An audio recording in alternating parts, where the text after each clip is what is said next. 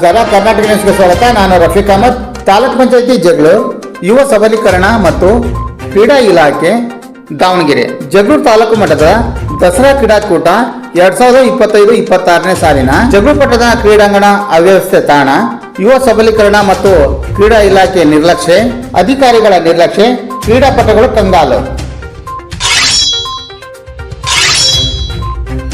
ಜಗಳೂರು ಪಟ್ಟಣದ ತಾಲೂಕು ಕ್ರೀಡಾಂಗಣದಲ್ಲಿ 2025-26ನೇ ಸಾಲಿನ ತಾಲೂಕು ಮಟ್ಟದ ದಸರಾ ಕ್ರೀಡಾಕೂಟ ಹಮ್ಮಿಕೊಂಡಿದ್ದು, ಕ್ರೀಡಾಂಗಣವನ್ನು ಸರಿಯಾದ ರೀತಿ ವ್ಯವಸ್ಥೆ ಮಾಡಿಕೊಟ್ಟಿಲ್ಲವೆಂದು ಕ್ರೀಡಾಪಟುಗಳ ಆರೋಪ. ಕ್ರೀಡಾಂಗಣವನ್ನು ಮಾರ್ಕಿಂಗ್ ಮಾಡಲು ಸುಣ್ಣದ ಪುಡಿಯ ಬದಲು ಸ್ಯಾಂಡ್ ಅನ್ನು ಬಳಸಿ ಮಾರ್ಕಿಂಗ್ ಮಾಡಿದ್ದಾರೆ ಎಂದು, ಕ್ರೀಡಾಂಗಣದಲ್ಲಿ ಆಳವಾದ ತಗ್ಗುಗಳು ಇದ್ದು ಇವುಗಳನ್ನು ಸರಿಪಡಿಸದೆ ಕ್ರೀಡಾಪಟುಗಳನ್ನು ಆಟವಾಡಿಸುತ್ತಿದ್ದಾರೆ ಎಂದು ಕ್ರೀಡಾಪಟುಗಳ ಆರೋಪ. ತಿಮ್ಮಣ್ಣ ಹೇಳ್ರಿ, ಏನು ಸಮಸ್ಯೆ ಆಗಿದೆ ಸರ್? ಇದು ಹುಡುಗರು ತಾಲೂಕು ಮಟ್ಟ ಕಬಡ್ಡಿ ಆಡ್ತಾರೆ, ದಸರಾ ಕ್ರೀಡಾಕೂಟ ಅಂತ. ಓಕೆ, ಅದರಿಂದ ಹುಡುಗರು ಆಡೋಂಥ ಪೊಸಿಷನ್ನೇ ಇಲ್ಲ ಆ ಥರ ಇದೆ ಪಿಚ್ ಅದು. ಯಾಕಂತಂದ್ರೆ ಅರ್ಧದಡಿ ಗುಂಡಿ ಬಿದ್ದಾವೆ, ಎಲ್ಲೇನ ಕಾಲಿಟ್ಟು ಕಾಲು ಮುರ್ಕೊಂಡು ಹೋಗ್ತಾವೆ, ಮುರ್ಕೊಂಡು ಹೋಗ್ಬೋದು, ಕಾಲು ಕೆತ್ತವೆ. ಅಲ್ಲಿಂದ ಅದು ನೋಡ್ಕೊಂಬಿಟ್ಟು ಆಮೇಲೆ ಮುಂದೆ ನಿಮ್ಗೆ ಏನು ಬರುತ್ತೋ ಅದನ್ನ ಮಾಡ್ತಾರೆ ಸರ್. ಹೆಸರು ಆಲೇಶ್ ಅಂತ, ರಾಷ್ಟ್ರೀಯ ಅಥ್ಲೆಟಿಕ್ ಕ್ರೀಡಾಪಟು.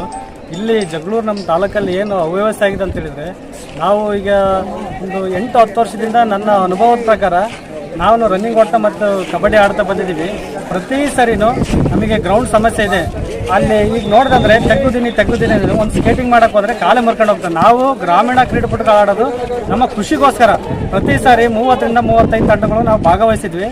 ಆದರೆ ಈ ವರ್ಷ ಒಂದು 14-15 ಟೀಮ್ ಐತಿ. ಕಾರಣ ಎಲ್ಲರೂ ಬರೋದಿಲ್ಲಿ ರೈತರು ಆಡಲಿಕ್ಕೆ. ಇಲ್ಲಿ ಒಂದು ಅಂಕಣದ ವ್ಯವಸ್ಥೆ ಇಲ್ಲ ಅಂತ ಹೇಳಿದರೆ ಯಾರು ತಾನೇ ಬಂದು ಆಡ್ಲಿಕ್ಕೆ ಸಾಧ್ಯ? ನಾನು ಕ್ರೀಡಾ ಅಸೋಸಿಯೇಷನ್ಗೆ ಅಥವಾ ನಮ್ಮ ಜಗಳೂರು ಮಾನ್ಯ ಶಾಸಕರಿಗೆ ಕೇಳ್ಕೊಳ್ಳೋದೇನೆಂದರೆ, ನಮ್ಮ ಒಂದು ಜಗಳೂರಲ್ಲಿ ಅಂತಾರಾಷ್ಟ್ರ ಮಟ್ಟದವರೆಗೂ ಭಾಗವಹಿಸಿದಂಥ ಕ್ರೀಡಾಪಟುಗಳಿದ್ದೀವಿ.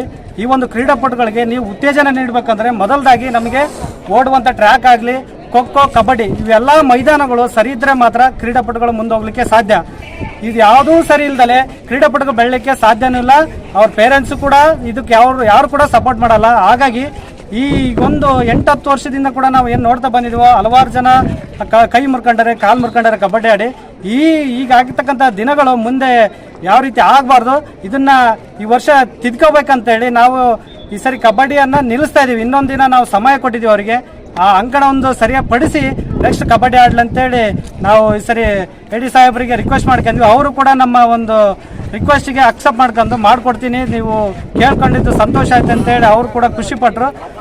ಈ ಕ್ರೀಡಾಪಟುಗಳ ಮೇಲೆ DYS ಅಸೋಸಿಯೇಷನ್ನಿಂದ ಸುನೀತಾ ಮೇಡಮ್ ಕೂಡ ಅಷ್ಟೇ ಖುಷಿಪಟ್ಟು ನಾವು ಸಾಥ್ ಕೊಡ್ತೀವಿ ಅಂತ ಹೇಳಿದ್ದಾರೆ. ಮಾನ್ಯ ಶಾಸಕರಲ್ಲಿ ಮನವಿ ಮಾಡೋದೇನೆಂದರೆ, ಪ್ರತಿ ಸಾರಿ ನಮಗೆ ಅಂಕಣದ ಭಾಳ ಹದಗೆಟ್ಟೋಗಿದೆ. ಇದನ್ನು ಮುಂದಿನ ವರ್ಷ ಕೂಡ ಈಗ ಮಕ್ಕಳು ಕೂಡ ಆಡ್ತಾರಂತ ಹೇಳ್ತಿದ್ದಾರೆ. ಅಲ್ಲಿ ನಾವೇ ಆಡ್ಲಿಕ್ಕೆ ಆಗೋದಿಲ್ಲ, ಇನ್ನು ಸ್ಕೂಲ್ ಮಕ್ಕಳು ಆಡ್ಲಿಕ್ಕೆ ಆಗುತ್ತನ್ನೋ ನನ್ನ ಒಂದು ಪ್ರಶ್ನೆ. ಇದನ್ನು ಸರಿಪಡಿಸಿ ಮುಂದಿನ ದಿನಗಳಲ್ಲಿ ಈಗೇನು ಸೆಪ್ಟೆಂಬರ್ 1-2 ಆಡ್ತಾರಂತ ಹೇಳ್ತಾರೆ ಮಕ್ಕಳು, ಅಷ್ಟೊತ್ತಿಗೆ ಖೋ-ಖೋ, ಕಬಡ್ಡಿ ಅಥವಾ ಅಥ್ಲೆಟಿಕ್ ಗ್ರೌಂಡ್ ಎಲ್ಲ ಸರಿಯಾದ ರೀತಿಯಲ್ಲಿ ಕ್ರಮ ಕೈಗೊಂಡು ಎಲ್ಲ ಸರಿಯಾದ ರೀತಿಯಲ್ಲಿ ಆದರೆ ಮಾತ್ರ ನಾವು ಮಕ್ಕಳನ್ನ ಆಡಿಸ್ತೀವಿ.